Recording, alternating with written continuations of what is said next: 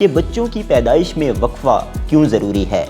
بچوں کی پیدائش میں کتنا وقفہ ہونا چاہیے؟ کوئی پراپر نیوٹریشن لے سکے.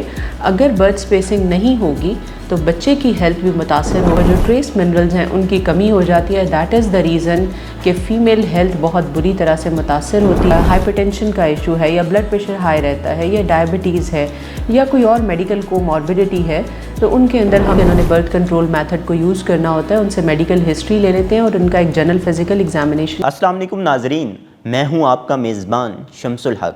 آج کے پروگرام میں ہم بات کریں گے کہ بچوں کی پیدائش میں وقفہ کیوں ضروری ہے، بچوں کی پیدائش میں کتنا وقفہ ہونا چاہیے، بچوں کی پیدائش میں وقفہ کرنے کے بہترین طریقے کون سے ہیں.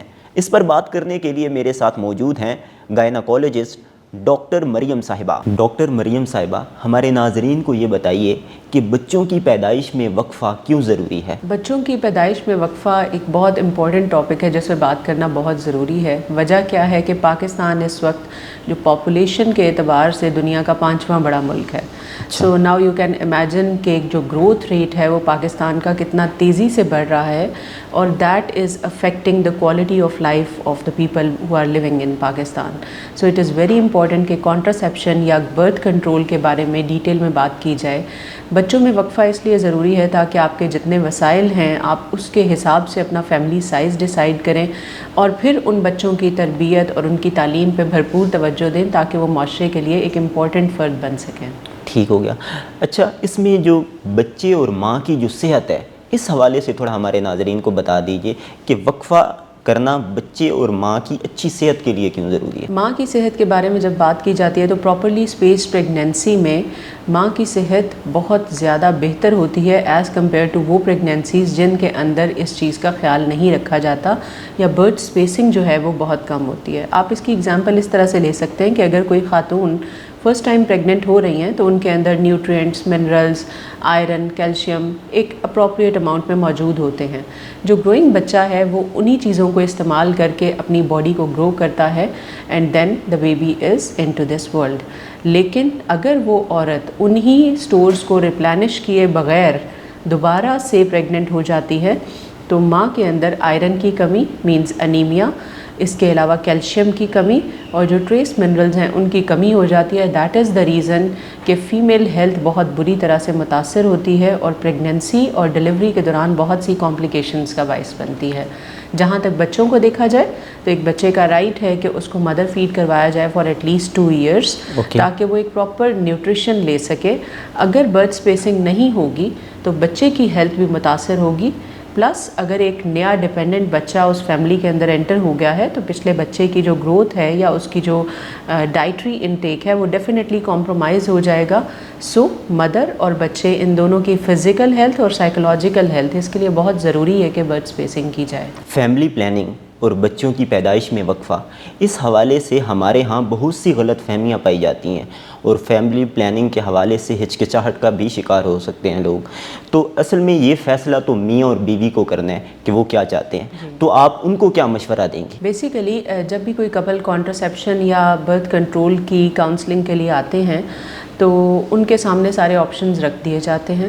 مور اور لیس ایوری آپشن از سیف، لیکن ہم یوزلی فیمیل میں جنہوں نے برتھ کنٹرول میتھڈ کو یوز کرنا ہوتا ہے ان سے میڈیکل ہسٹری لے لیتے ہیں اور ان کا ایک جنرل فزیکل ایگزامینیشن کر لیتے ہیں.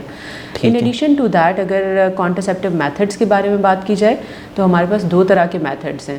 ایک پرماننٹ میتھڈ ہے اور ایک ریورسیبل میتھڈز ہیں یا نان پرماننٹ میتھڈز ہیں. یوزلی ہماری سوسائٹی میں پرماننٹ میتھڈس کو لے کر تھوڑی سی ہچکچاہٹ کا اظہار کیا جاتا ہے جو کہ ٹیوبل لائگیشن ہے یا ویزیکٹمی ہے، کیونکہ یوزلی لوگ اس کو اپنی جو سوسائٹی کے ٹیبو کے ساتھ ریلیٹ کرتے ہیں کہ یہ ہمارے لیے کوئی بہت بڑا ایشو بن جائے گا اگر ہم پرماننٹ میتھڈ یوز کر لیں. ان ایڈیشن ٹو دیٹ جو کہ ریورسیبل یا نان پرماننٹ میتھڈز ہیں ان میں یوزلی بیریئر میتھڈز آفر کیے جاتے ہیں. اس میں کچھ ٹیبلٹس ہوتی ہیں، اورل کانٹرسیپٹیو پلز آفر کی جا سکتی ہیں، انجیکشنز آفر کیے جا سکتے ہیں. دین وی ہیو اندر سارٹ آف کانٹرسیپشن جس کو لانگ ایکٹنگ ریورسیبل کانٹرسیپٹیو یا لاک کہتے ہیں. یہ وہ کانٹرسیپٹیوز ہیں جن کی جو ایفیکیسی ہے وہ تو پرماننٹ جیسی ہے لیکن دے کین بی ریورسڈ. اگر آپ دوبارہ لیٹر آن 5 ایئرز لیٹر دوبارہ ایک کنسیپشن چاہ رہے ہیں تو they can be used easily. ان میں ہمارے پاس इंट्रायूट्राइन कॉपर डिवाइस या कॉपर टी बहुत मशहूर है, या इम्प्लानॉन या बाजू का कैप्सूल बहुत इम्पॉर्टेंट है, जिसके बारे में लोगों को बहुत कम आगाही है। ठीक है। अच्छा, बच्चों की पैदाइश में जो वक्फ़ा करने के तरीके हैं उनमें से बेहतरीन तरीका कौन सा है? हम इसको इस तरह से तो नहीं कह सकते कि कौन सा तरीका एक बेहतरीन तरीका है। यस, इंडिविजुअली हर कपल के लिए कुछ तरीके होते हैं जिनके बेनिफिट्स ज़्यादा हैं और कुछ हैं जो कि नॉन एडवाइजेबल होते हैं। फॉर एग्ज़ाम्पल, अगर एक खातून है, उनको हाइपरटेंशन का इशू है, या ब्लड प्रेशर हाई रहता है, या डायबिटीज़ है, या कोई और मेडिकल कोमॉर्बिडिटी है, तो उनके अंदर हम usually combined oral contraceptive pills या वक्फे की गोलियां इस्तेमाल नहीं करवा सकते, तो उनको हम कॉपर टी एडवाइस कर देते हैं। इसी तरह कुछ ख़वातीन हैं जिनकी कुछ फैमिली हिस्ट्री सिग्निफिकेंट होती है, तो उनके अंदर हम उनको पिल्स नहीं देते, हम उनको कहते हैं कि आप बाजू में कैप्सूल रखवा लें या आप कॉपर टी रखवा लें। सो इस तरह से इंडिविजुअलाइज किया जाता है कॉन्ट्रासेप्टिव मेथड्स को। पर see every contraceptive method is safe and equally effective अगर प्रॉपरली यूज़ किया जाए। ठीक है। अच्छा, ये जो बच्चों की पैदाइश में जो वक्फ़ा के जो तरीके हैं, क्या इसके कोई साइड इफ़ेक्ट्स भी होते हैं? क्या इसके कोई नुकसानात भी होते हैं? यूजुअली अगर पेशेंट प्रॉपरली एग्जामिन्ड हो या उसकी हिस्ट्री प्रॉपरली ली जाए तो साइड इफ़ेक्ट्स मिनिमल हैं। ऐसे कोई बहुत ज़्यादा जैसे कहें कि सिग्निफिकेंट साइड इफ़ेक्ट्स नहीं हैं अगर आप प्रॉपरली पेशेंट को एवेलुएट कर लेते हैं, असेस कर लेते हैं और उसके बाद आप उसको कॉन्ट्रासेप्टिव मेथड एडवाइस करते हैं। Yes, a little bit of complications या आप कह सकते हैं कि प्रॉब्लम्स में हैपन इंडिविजुअली, तो जैसे ही वो पेशेंट उन साइड इफ़ेक्ट्स को रिपोर्ट करता है हम उसका कॉन्ट्रासेप्टिव मेथड चेंज कर देते हैं। ठीक हो गया। अच्छा, बच्चों की पैदाइश में कम से कम कितना वक्फ़ा होना चाहिए? एटलीस्ट 3 इयर्स का जो गैप है वो बहुत ज़रूरी है। इस टाइम पे मदर जो कि उस बर्थ के प्रोसेस से गुजरी हुई है, उसके जितने भी डिप्लीटेड स्टोर्स हैं वो भी रिप्लेनिश हो चुके होंगे और बच्चा भी एक सेहतमंद ज़िंदगी का जो एक लाइन है वो इख्तियार कर चुका होगा, then she can have a conception again. ठीक है।